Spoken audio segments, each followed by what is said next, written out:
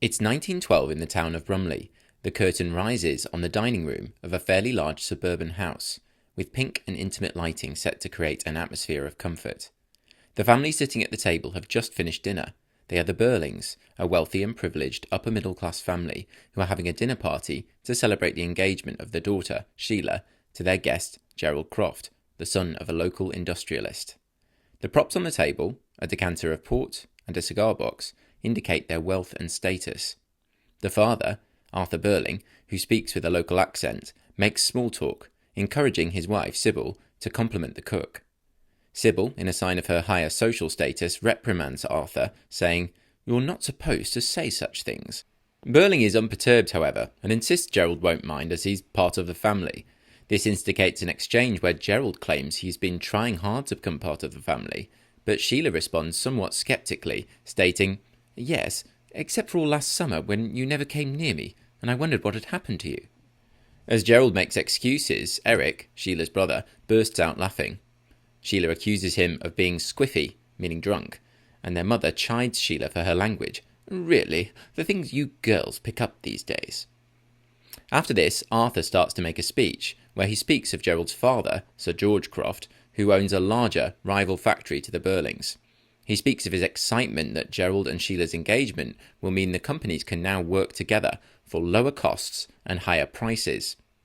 As the rest of the family offer compliments to the couple, Eric is content to make fun of Sheila, joking of her nasty temper. Then Gerald produces the engagement ring, and Sheila excitedly comments, "Look, Mummy, isn't it a beauty?" Birling makes a second speech where he repeatedly asserts that the predictions about war in the news are nonsense. He then grandstands about the age of progress that they are all living through, and uses the great ocean liner, the Titanic, as an example of progress, which he says is unsinkable. Absolutely unsinkable. Eventually, Mrs. Birling interrupts him before exiting to speak with Eric. Sheila also follows. Birling then tells Gerald that he's aware Gerald's mother, Lady Croft, thinks Gerald could have married someone higher up in society than Sheila, but then reveals he's expecting to receive a knighthood in the near future. Soon after, Eric enters and Arthur starts to criticise some of the new socialist political thinkers, calling them cranks and bemoaning the pointlessness of community, which he says is nonsense.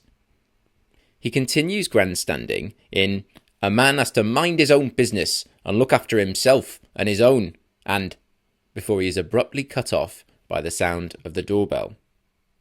Edna enters to inform Arthur that it is a police inspector. The inspector enters shortly afterwards, and Birling offers him a glass of port, which he formally declines. Arthur self-importantly informs the inspector about his time serving on the local council and as mayor. The inspector seems unmoved by his attempt to impress him. The inspector informs the three men that he is here to investigate the death of a woman who died in the infirmary after swallowing disinfectant which burnt her inside out. Eric reacts with the shocked outburst, "My God!" while Arthur dismissively comments, Yes, horrid business," before he is cut off by the inspector, who informs them that he had read the woman's diary and he identifies her as Eva Smith. He shows a photograph of her to Arthur, but dismisses Gerald's request to see it. Arthur eventually recalls Eva Smith was a former employee at his factory in Brumley. Birling soon attempts to dismiss the inspector's presence there as pointless, and again shows a callous lack of sympathy for Eva by describing her as a wretched girl. The inspector insists it is relevant since it could be part of a chain of events, which led to her death. Arthur reveals Eva, a good worker at his factory, had helped to organise a strike with her fellow workers, demanding a fairer wage. Arthur had refused, and the strike failed after 2 weeks. He allowed most of the workers to return, but sacked Eva as she'd had a lot to say, far too much, so she had to go. While Gerald agrees with Arthur's decision, "You couldn't have done anything else," Eric shows his more assertive side and criticises his father with, He could have kept her on instead of throwing her out. I call it tough luck." Arthur continues to reinforce his anti-union stance, commenting that if they weren't treated harshly, the workers would soon be asking for the earth. Here the inspector flexes his socialist viewpoint with the retort, "They might." But after all, it's better to ask for the earth than to take it.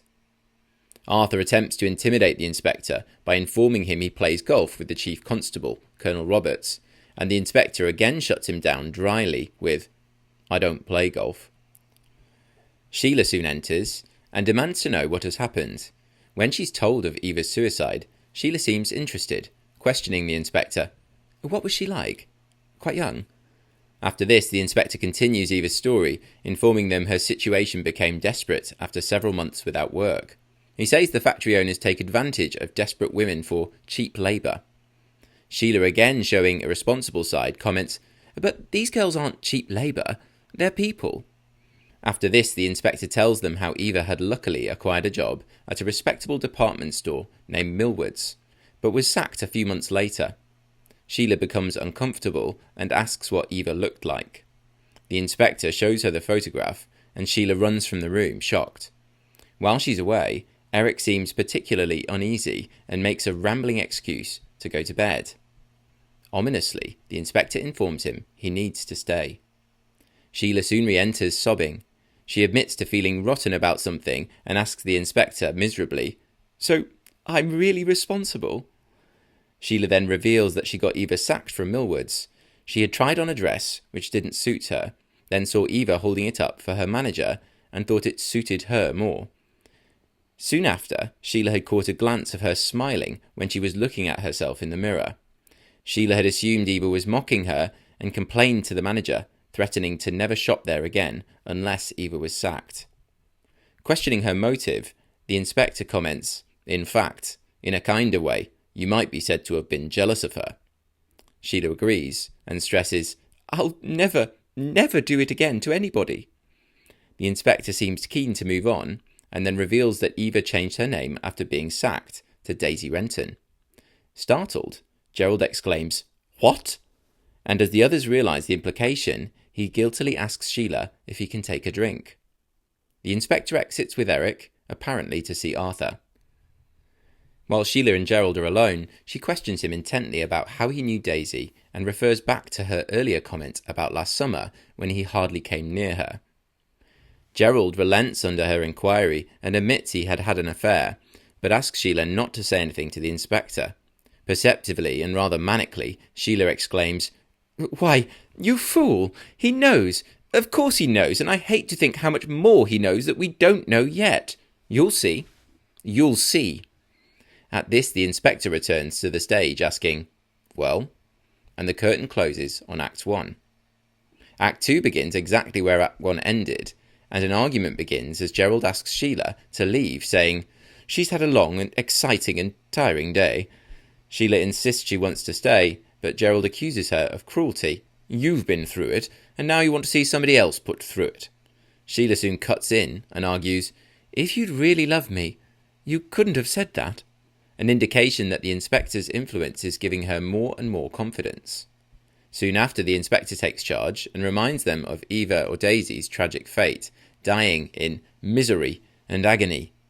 Sheila is distressed by this, and the inspector comments, "If there's nothing else, we'll have to share our guilt." At this, Sheila seems intrigued, seeming to regard the inspector with confusion and fascination. Next, Mrs. Birling enters and greets the inspector cautiously. "I don't think we can help you much." Sheila warns her mother not to be defensive, and Mrs. Birling tries to dismiss her before commenting, "And in any case, I don't suppose for a moment that we can understand why the girl committed suicide. Girls of that class..."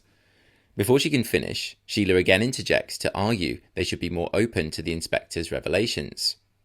The conversation soon moves on to Eric, whom Mrs. Birling says has had too much to drink. When the inspector inquires if he drinks regularly, Mrs. Birling denies it, but Sheila surprises her by revealing, "He's been steadily drinking too much for the last 2 years." Mr. Birling soon re-enters, saying he has tried to convince Eric to go to bed. However, the inspector indicates Eric, too, has some involvement with the suicide by informing Birling, "I shall want to talk to him, Mr. Birling." The conversation soon shifts back to Gerald's involvement with Daisy or Eva.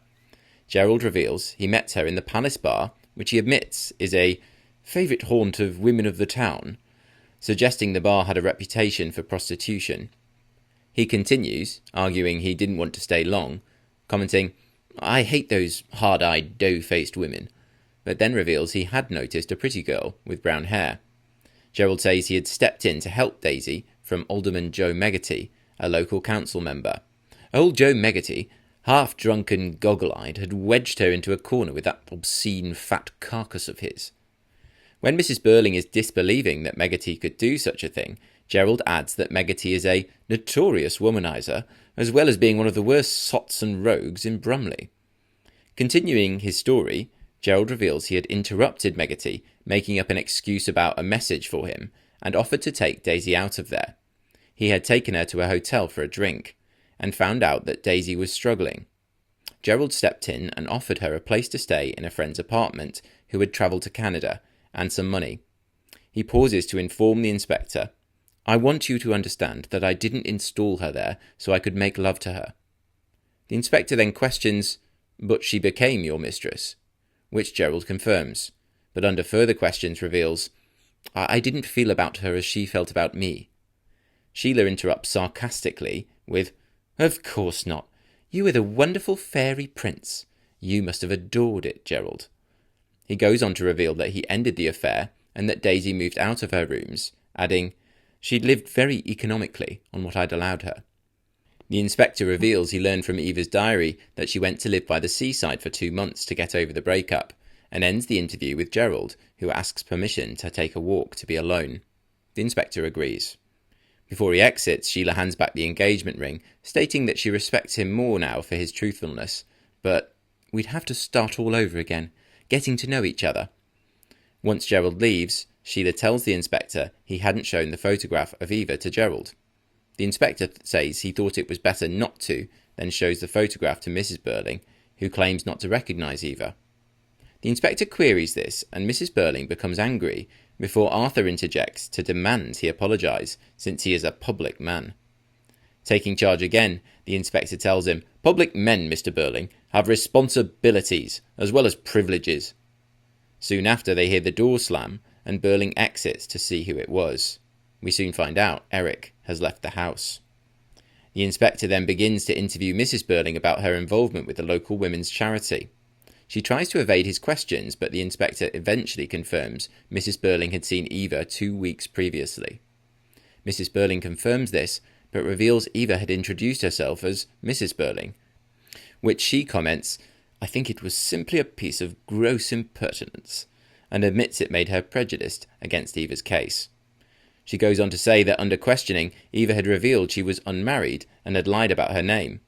The inspector inquires as to why Eva asked for assistance, and Mrs. Birling is again evasive, eventually becoming combative, arguing, "I consider I did my duty, so if I prefer not to discuss it any further, you have no power to make me change my mind."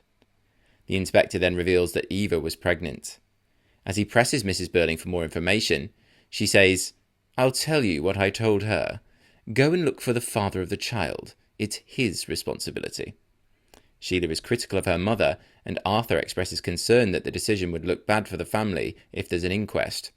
The discussion becomes more and more heated.